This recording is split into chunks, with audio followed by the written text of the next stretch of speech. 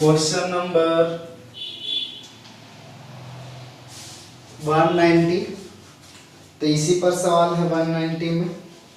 कह रहा है कि ग्रहों के धरातल पर गुरुत्वाकर्षण बल वही सेम कंडीशन जो गुरुत्वाकर्षण बल है वो ग्रहों के घनत्व और त्रिज्या के गुणनफल के डायरेक्टली प्रोपोर्शनल है। तो त्रिज्या और गुणनफल के डायरेक्टली प्रोपोर्शनल होता है। तथा कह रहा है कि ग्रहों पर व्यक्ति द्वारा ऊंचाई जो है गुरुत्वाकर्षण के विपरीत अनुपात में। तो कह रहा है कि ग्रह पर कोई व्यक्ति कूदता है यानी हाइट जो है वो गुरुत्वाकर्षण बल के इन्वर्सली प्रोपोर्शनल है। तो यहाँ जी का वैल्यू रख देंगे आर इंटू डी। तो यहाँ से पढ़ेंगे H directly proportional inversely proportional R into D. ये जब यहाँ से हटाएंगे तो एक बराबर और एक कांस्टेंट आएगा। ये पार्ट मेरा इधर आ जाएगा तो कांस्टेंट जो लिखाएगा h into R into D. तो उसी तरह से लिख सकते हैं h into R into D क्योंकि कांस्टेंट जो मेरा होता है इन्फिनिटी होता है। अब कुछ बचा ही नहीं सवाल में, अब वैल्यू उठा करके रखिए। तो यहाँ पर a घनत्व है और b घनत्व है, इसको a मान लेते हैं और इसे b मान लेते हैं। तब प्रश्न में करा a की त्रिज्या b की त्रिज्या का 8 गुना, a का जो त्रिज्या है b के त्रिज्या से 8 गुना। आगे प्रश्न में क्या कहा है a की त्रिज्या b की त्रिज्या का 8 गुना। ग्रह a का घनत्व 7.75 है, a का घनत्व 7.75 है, b का घनत्व 12.50। यदि कोई आदमी ग्रह a पर 25 मीटर कूद रहा है तो बताइए कि ग्रह b पर कितना ऊंचाई कूदेगा। पॉइंट से पॉइंट कट जाएगा। काट छाट करेंगे।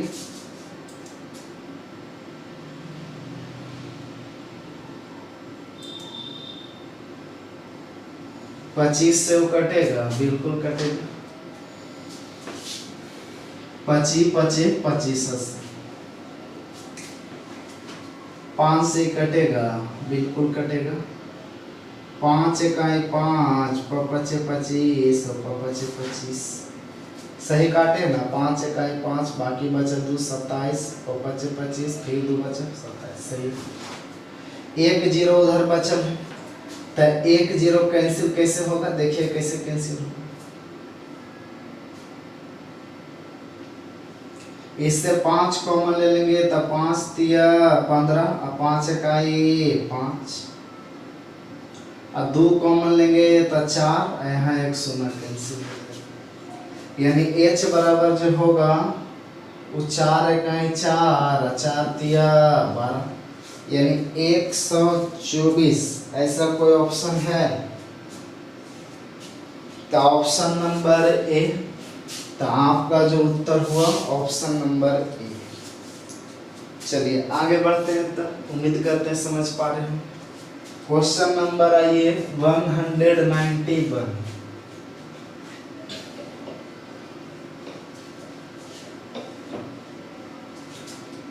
191 में क्या कह रहा है कि एक निश्चित समय में 2 नलिकाओं में बहने वाले पानी की मात्रा।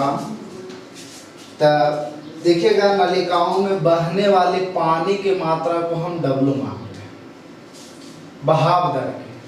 तो कह रहा है कि यहाँ बहाव दर जो है उसके व्यास के वर्ग के समानुपाती है। यहाँ मेंसुरेशन में पढ़ाएंगे कि वॉल्यूम जो होता है बहाव दर इंटू क्या क्या दिया है टाइम के बराबर होता है। बहाव दर के मतलब क्या, फ्लो रेट जो होता है पानी का, जैसे बोल देता है कि 12,000 मीटर क्यूब पर सेकेंड। इसका मतलब क्या हुआ कि 1 सेकेंड में 12,000 मीटर क्यूब पानी क्या होता है, जा रहा है। तो देखिएगा टाइम इनटू टाइम लिखे, तो ये सेकेंड नीचे ना आएगा, मेरा बटा ना है, टाइम से अगर मल्टीप्लाई कर देते कट जाएगा तो वॉल्यूम ना बच जाएगा 12,000 मीटर क्यूब। तो इसी तरह से हम बोल सकते हैं आगे मेंसुरेशन में आएगा। नहीं तो फिलहाल रट लीजिएगा, इतना हिस्ट्री ज्योग्राफी उतना बड़का बड़का रटते हैं, तो ये भी एक रट लीजिए कि भी जो मेरा वॉल्यूम जो होता है, वो जो मेरा पानी का आयतन जो होता है, वो बहाव दर इनटू टाइम के बराबर होता है। ये डब्ल्यू मेरा डी स्क्वायर कहते हैं, से भी लिखेंगे, ये डब्ल्यू के जगह क्या आएंगे, डायमीटर को लाएंगे इनटू टाइम। यहाँ से अगर हटाए तो एक बराबर है कांस्टेंट टाइम, तो ये तो मेरा नीचे ना आ जाएगा, यानी भी बटा डी स्क्वायर इंटू टी, भी बटा डी स्क्वायर इंटू टी, ऐसा लिख सकते हैं 2-4 बार। अब कुछ बचा है नहीं प्रश्न में, जो जो बोला है वो रख दीजिए। तो प्रश्न में 2 बर्तनों का 36 और 5 है, तो एगो का 36 है और एगो का 5 है। और आगे प्रश्न में कर रहा है, दोनों का टाइम भी दिया गया, पहला 5 मिनट है और दूसरा 9 मिनट। ये मेरा हो गया d1 स्क्वायर, ये मेरा हो गया d2 स्क्वायर। तो ये d2 को इधर ले आएंगे, या तो d1 को उधर ले चल जाते हैं, तो d1 के होल स्क्वायर बटा d2 के स्क्वायर। तो ये मेरा उधर जाएगा और ये मेरा नीचे आ जाएगा, तो मेरा 25, 36 गुना 9 ऊपर चल जाएगा। तो अगर d1 इंटू अगर d2 निकाले, यहाँ से d1 बटा d2, तो ये सारा स्क्वायर है तो उधर स्क्वायर रूट हो जाएगा। तो 36 के वर्गमूल 6 और 9 के वर्गमूल 3, यानी 6×3 18 बटा 25 के वर्गमूल 5, यानी आपका उत्तर होगा डायमीटर का जो रेशियो होगा, यानी व्यास का जो अनुपात होगा वो 18:5 होगा। तो उम्मीद करते हैं समझ पाए होंगे। तो आगे बढ़े, क्वेश्चन नंबर 192। तो सब चीज रहने देते हैं, सवाल ज्यादा कुछ चेंज नहीं होगा। देखिएगा आगे प्रश्न में फिर कह रहा है कि एक निश्चित समय में 2 नलिकाओं में बहने वाली पानी का मात्रा जो है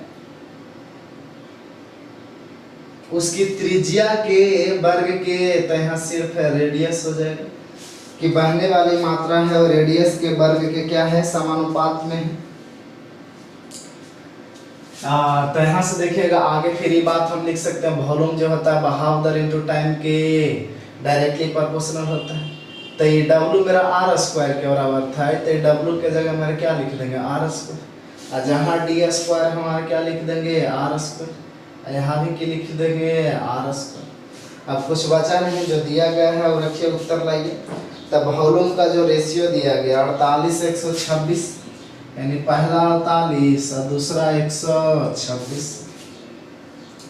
कह रहा यदि वे नलिकाओं में 12 मिनट और 14 मिनट का समय लेता है, पहला समय लेता है 12 मिनट और दूसरा टाइम लेता है कितना, 14 मिनट। आगे प्रश्न में कह रहा है तो उनके त्रिज्याओं का अनुपात क्या होगा, r1 के होल स्क्वायर और r2 के होल स्क्वायर। 12 × 48, r1 और r2 का स्क्वायर निकाले, तो ये वाला इधर लेके चल जाता है, तो r1 का स्क्वायर, नीचे में तो r2 है, ये तो बताइए ये मेरा नीचे आ जाएगा और ये मेरा ऊपर चल जाएगा। तो 14 गुने 4 बटा 126, काट छाट करेंगे तो कटेगा, देखिए कटना चाहिए। पूछा कि उनके त्रिज्याओं का अनुपात पूछा, 2 से काटेंगे तो 6 दूनी 12, 2 62 सॉरी 63, और 2 से ही कट गया 2, 7 दूनी 14, 7 नामा 63। तो r1 का स्क्वायर 4 है, तो बताइए r1 बटा अगर r2 यहाँ से लिखे तो 4 और 9 के वर्गमूल अगर निकालेंगे तो ऊपर में 2 और नीचे में 3, यानी r1 बटा r2 जो मेरा होगा वो मेरा कितना होगा, 2:3 होगा। आई तो लिखिए, लेकिन ऑप्शन अफसोस की बात है ये नहीं, गलती ने काट दी है। 12 और कितना टाइम दिया गया था, 12-14 मिनट, 48 से 126, 12 चौ 48, 14 गुने 4 अब बटा 126, 2 से काटे तो 2 से 6 दूनी 12 और 2 से 3 बार में, 2 से 2 बार में वहाँ तक, फिर 7 से काटे 7 दूनी 14 और 7 नमा 63, 2 दूनी 4 और नीचे 9। तो यह पूछ क्या चीज कर रहा है, अनुपात व्यास का नहीं ना पूछ रहा है, नहीं त्रिज्या का अनुपात। सही है आपका उत्तर 2 अनुपात क्या होगा 3। तो ऑप्शन थोड़ा सुधार लीजिएगा, ऐसे सुधारने की जरूरत नहीं, 2 अनुपात 3 है ना, तो ऑप्शन नंबर बी होगा, सुधारने की जरूरत है, ऑप्शन नंबर बी होगा, क्योंकि बी ऑप्शन क्या देगा 4 और 6, तो ये भी तो मेरा 2 अनुपात 3 ही ना है, तो ये मेरा उत्तर हो जाएगा 4 और 6 यानी 2 अनुपात 3। क्योंकि रेशियो में हम एक ऐसा बताए थे कि अनुपात के प्रत्येक पद में अशून्य मतलब शून्य को छोड़कर किसी से भी गुना कर सकते हैं, तो ऊपर में भी 2 से और नीचे में भी 2 से, तो ये मेरा हो गया 4 अनुपात 6। तो वही बात है, ऑप्शन नंबर, ऐसा एनटीपीसी में भी दिया था सवाल पिछला 2018 वाला में कि रेशियो जैसे सपोज दे दिया था 13 और उत्तर आया 13-39, लेकिन इसका ऑप्शन दे दिया था, इसका मल्टीपल में दे दिया था। अब लड़का 13-39 खोज रहा, मिल ही नहीं रहा। जैसे अभी हम यहाँ पर गलती कर दिए कि 2-3 यहाँ उत्तर आया, 2-3 खोज रहे हैं, हालांकि 4-6 भी वही है, 2 और 3। तो उम्मीद करते हैं समझ पाए होंगे। तो चलिए आगे बढ़ते हैं।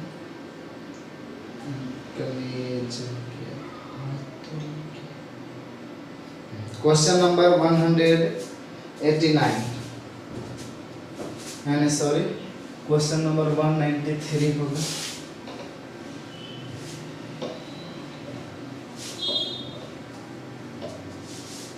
क्वेश्चन नंबर 193 देखिए क्या कर रहा है, कह रहा है कि रेल इंजन की गति 42 किलोमीटर प्रति घंटा होती है जब कोई डिब्बे की संग्रह नहीं होता है, जब कोई डिब्बा संग्रह नहीं होता है, और गति में कमी प्रत्यक्ष रूप से लगाए गए डिब्बों की संख्या की क्या है, समानुपाती है। देखिए सवाल बहुत इजी है, कह रहा है कि इंजन के गति में कमी, तो डायरेक्ट लिख देते हैं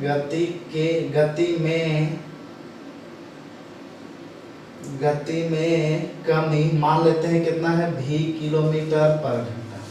तो जो v जो माने हैं ओरिजिनल चाल नहीं बल्कि गति के कमी जो है वो मेरा चाल है v, और इसमें लगाया गया डब्बा कह रहा है, तो मान लेते हैं लगाए डब्बे, लगाए गए डब्बे मान लेते हैं n। तो यहाँ प्रश्न में जो सवाल आपसे कर रहा है, प्रश्न कहा गया, करा कि इंजन की गति में कमी प्रत्यक्ष रूप से लगाए गए डब्बों के वर्गमूल के अनुपाती है। तो कह रहा इंजन के जो गति में कमी है, यानी इंजन के गति में कितना कमी v जो है वो डायरेक्टली प्रोपोर्शनल है √n का, यानी लगाए गए डब्बों के वर्गमूल के समानुपाती। अब कुछ है ही नहीं सवाल में, जरा देखिएगा कैसे। यहाँ से अगर हम बराबर हटाएंगे कांस्टेंट लाएंगे तो क्वेश्चन लिखना चाहते थे नीचे चल जाएगा, यानी v बटा √n, इधर भी v बटा √n। तो थोड़ा इसमें एक डाटा थोड़ा ध्यान से देखिए। तो प्रश्न में कह रहा है, रुकिएगा, पहले मेरा तक कितना था 42 किलोमीटर पर घंटा, 42 किलोमीटर पर घंटा।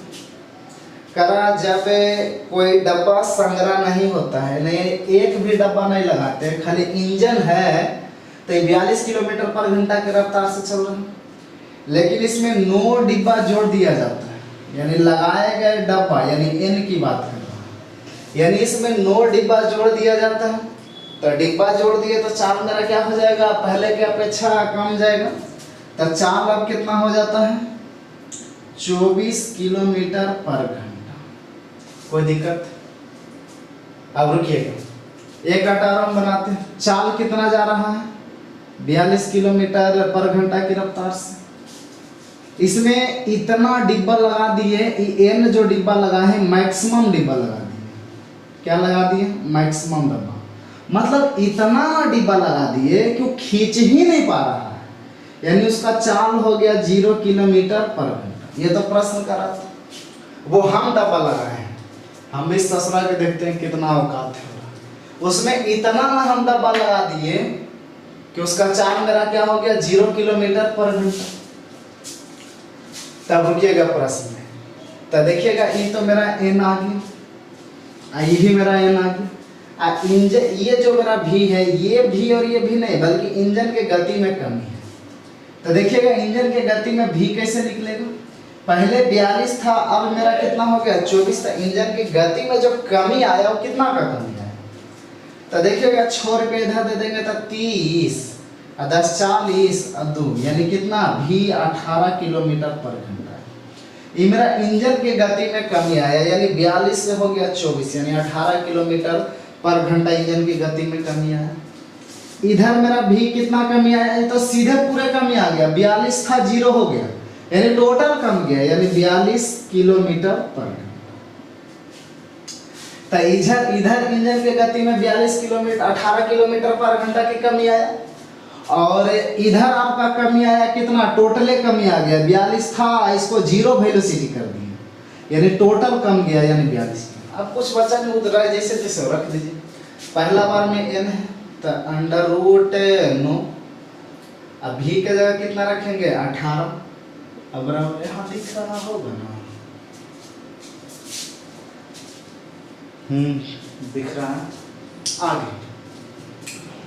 यहाँ भी मेरा कितना है, टोटल कमी हो गया 42, अब बटा लगाया गया डिब्बा, पता नहीं कि कितना, इतना हम डिब्बा लगा दिए कि इसका वेलोसिटी 0 हो गया।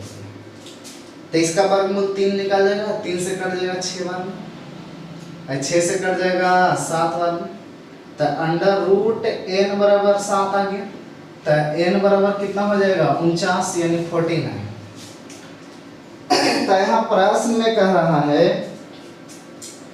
कि तो इंजन द्वारा ले जाने वाले डिब्बों की अधिकतम संख्या क्या होगा, मतलब उतना डिब्बा बताइए कि इंजन खींच सके मैक्सिमम से मैक्सिमम।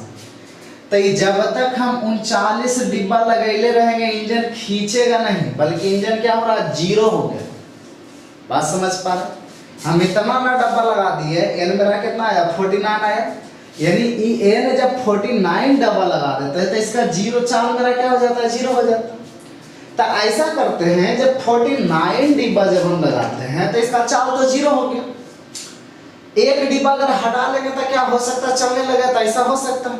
तो ये तो वो वाला आंसर आया जहां पर वेलोसिटी क्या था, 0 था, यानी 49 डब्बा जब तक लगा हुआ रहेगा, जब तक मेरा चाल 0 रहेगा, इंजन खींच ही नहीं पाएगा। तो इसे एक डब्बा क्या कर लीजिए, हटा लीजिए, यानी 48। तो हो सकता है इंजन क्या हो जाए, चलने लगे। तो आपका उत्तर 49 नहीं बल्कि 48 होगा, यानी ऑप्शन नंबर कितना, बी। तो एक डब्बा हटा लीजिएगा तो चाल 0 से कुछ क्या हो जाएगा, बढ़ जाएगा। उम्मीद करते हैं समझ पाए होंगे। तो आगे बढ़े, तो आगे भी ऐसा ही है, ज़्यादा हम कुछ नहीं छेड़छाड़ करेंगे, खाली डिजिट को सबको मिटा देंगे।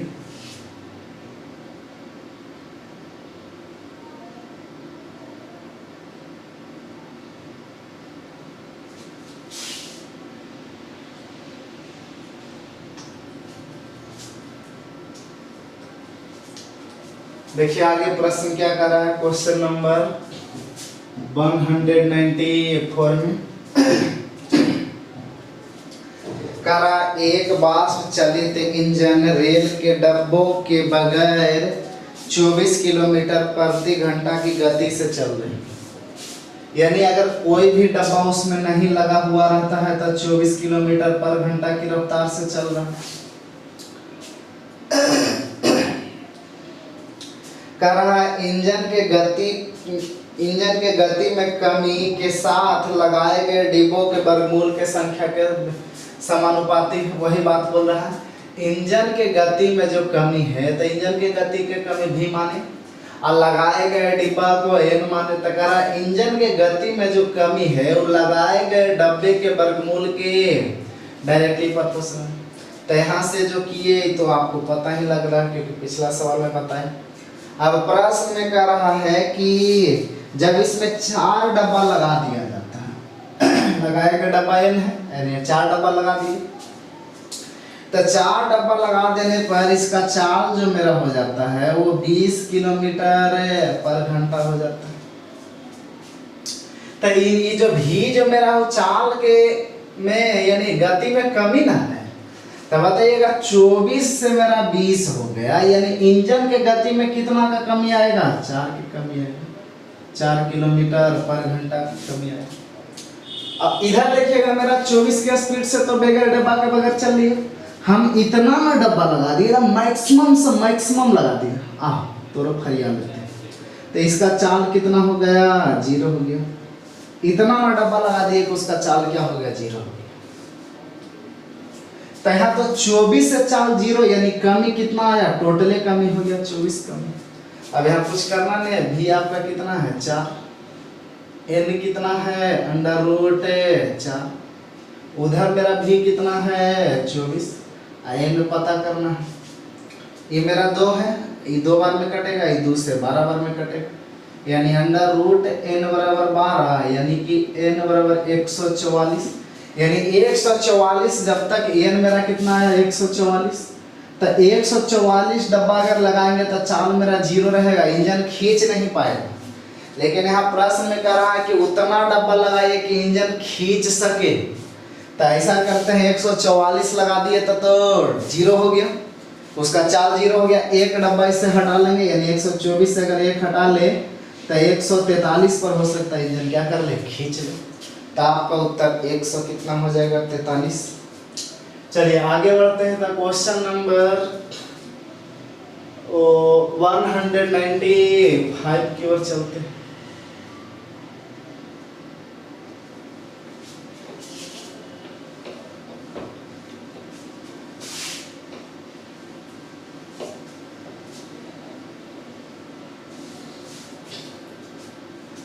क्वेश्चन नंबर 195 कर रहा है कि एक रेलगाड़ी 60 किलोमीटर प्रति घंटा की चाल से जा रही है और उस रेलगाड़ी में प्रयुक्त डीजल शक्ति यानी पावर जो है घर्षण बल यानी फ्रिक्शन फोर्स का दुगना है। यदि डीजल शक्ति को 3 गुना कर दिया जाए या कुछ कारणों से घर्षण बल 1.5 गुना हो जाता है यानी 1.1/2 गुना हो जाता है, तब बताइए कि रेलगाड़ी की चाल क्या है? बहुत ही आसान है, इसमें आपको थोड़ा बहुत सोचना होगा, बिना सोचे नहीं।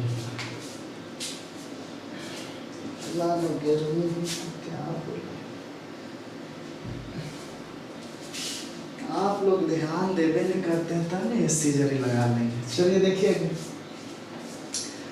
तो इसमें बात किया गया है पावर के, वेलोसिटी यानी चाल के और फ्रिक्शन फोर्स। तो हम बात बोले कि जो इसका वेलोसिटी होता है यानी चाल जो होता है वो डायरेक्टली प्रोपोर्शनल पावर का होता है और इनवर्सली प्रोपोर्शनल मेरा फ्रिक्शन फोर्स का। तो सब्जी रट के आए हैं? रट के नहीं आए हैं। सनी देओल का एक फिल्म देखे होंगे, गदर या कौन फिल्म है शायद, जिसमें अपने बेटा को लेकर के भागता कोयला वाला गाड़ी से। तो देखिएगा उसका गुंडा जब पीछा करते रहता है तो इंजन में पावर की जरूरत होता है, वो चाहता है कि रेलगाड़ी स्पीड से स्पीड भाग सके।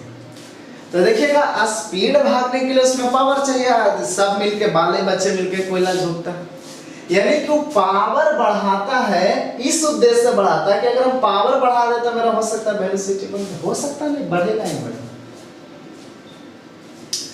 तो अगर पावर को बढ़ाएंगे तो मेरा वेलोसिटी भी क्या हो जाएगा? बढ़ जाएगा। फ्रिक्शन फोर्स का मतलब समझ रहे हैं? जो ब्रेक होता है घर्षण बल। तो बताइएगा अगर मेरा फ्रिक्शन फोर्स अगर बढ़ा देंगे, ब्रेक को अगर बढ़ाएंगे तो मेरा चाल क्या हो जाएगा? कम जाएगा। और जैसे ही ब्रेक को क्या करेंगे? कम करेंगे यानी छोड़ेंगे तो चाल मेरा क्या हो जाएगा? बढ़ जाएगा। तो इनवर्स और डायरेक्टली का मतलब समझ गए। उम्मीद करते समझ पाए होंगे। जब इसको हटाएंगे तो एक बराबर और एक कांस्टेंट आएगा। अब कांस्टेंट जो होगा ये मेरा इधर चल जाएगा, यानी v इंटू एफ बटा पी। उसी तरह से v इंटू एफ बटा पी, क्योंकि कांस्टेंट इन्फिनिटी होता है। अब कुछ बचा ही नहीं, जो सवाल कह रहा चुपचाप रख दीजिएगा, इजी सवाल है। तो सवाल में कह रहा है कि एक रेलगाड़ी 60 किलोमीटर से, पहला जा रहा 60 किलोमीटर पर घंटे के स्पीड से। अब कह रहा है उस रेलगाड़ी में डीजल शक्ति पावर जो मेरा है वो घर्षण बल से दुगना है। तो यही प्रश्न में कह रहा है कि उस रेलगाड़ी में प्रयुक्त डीजल शक्ति घर्षण बल का दुगना है। आगे, यदि डीजल शक्ति 3 गुना कर दिया जाए, यानी पावर को 3 गुना, यानी P है तो इसको 3P कर दिया, पावर 3 गुना कर दिया, तब कुछ कारणों से फ्रिक्शन फोर्स मेरा 1.5 गुना हो जाता, यानी F है तो हो जाता 3/2। 1 गुना 1/2 के मतलब वही ना हुआ, 2 1 2 और 1 3/2, यानी पहले F था अब 3/2 F हो गया। तकरावत है। अब इसका चाल क्या होगा, तो कुछ रहा सवाल में, ये P का रेशियो 2 दे गया है। अगर यहाँ 2 और दे रखेंगे तो कोई फायदा थोड़ी है ना, P से तो P कट ही जाएगा। F का रेशियो 1 दिया है, F से F तो रखेंगे तो कट ही जाएगा। ये 3 से 3 मेरा कट जाएगा, 2 इसमें गुना हो जाएगा, यानी V बराबर 120 किलोमीटर पर आवर, यानी आपका उत्तर हो जाएगा 120 किलोमीटर पर आवर। तो उम्मीद करते हैं कि समझ पाए होंगे। तो ऐसा ही एक सवाल और है, उसको इसी पर फिट कर देते हैं। तब प्रश्न में कह रहा है कि एक रेलगाड़ी की शक्ति 30 किलोमीटर प्रति घंटा थी। तो देखिएगा इसका गति जो है वो 30 किलोमीटर पर आवर। करा भाप की शक्ति को दुगना कर दिया जाए, क्वेश्चन नंबर 196 होगा। कह रहा है कि किंतु भाप की शक्ति को दुगना कर दिया जाए, यानी पावर मेरा जो P था इसको पावर दुगना कर दिया जाए, 2P कर दिया जाए, परंतु किसी कारण से घर्षण बल 3/2 गुना हो जाता है, यानी पहले F था तब 3/2 F हो जाता है। यदि प्रारंभ में भाप की शक्ति और घर्षण यानी पावर और F का जो रेशियो दिया गया 3:1 दिया गया। करा अब रेलगाड़ी की गति क्या है, यानी अब रेलगाड़ी की गति पूछ रहा। तब P का जो यूनिट मेरा 3 दिया गया है, यहाँ 3 और यहाँ 3 रखेंगे तो कट ही ना जाएगा, कोई फायदा थोड़ी है। F का यूनिट 1 दिया गया है, यहाँ 1 रखेंगे तो ये मेरा कट जाएगा, ये 2 मेरा नीचे आ जाएगा, ये 3 से 3 कट जाएगा, ये 2 दूनी 4 1 गुना हो जाएगा, तब V बराबर कितना आ जाएगा 40 किलोमीटर पर आवर। तो आपका उत्तर हो जाएगा 40 किलोमीटर पर आवर। तभी वेरिएशन समाप्त नहीं हुआ है, इसमें क्वेश्चन थोड़ा ज़्यादा है, तो इसी को पार्ट 1 और पार्ट 2 करके वीडियो बना देते हैं, क्योंकि काफ़ी लंबा हो जाएगा, पढ़ने में बोरिंग फील होगा। तो चलिए आज के लिए इतना ही, धन्यवाद। मिलते हैं नेक्स्ट एपिसोड में जल्द।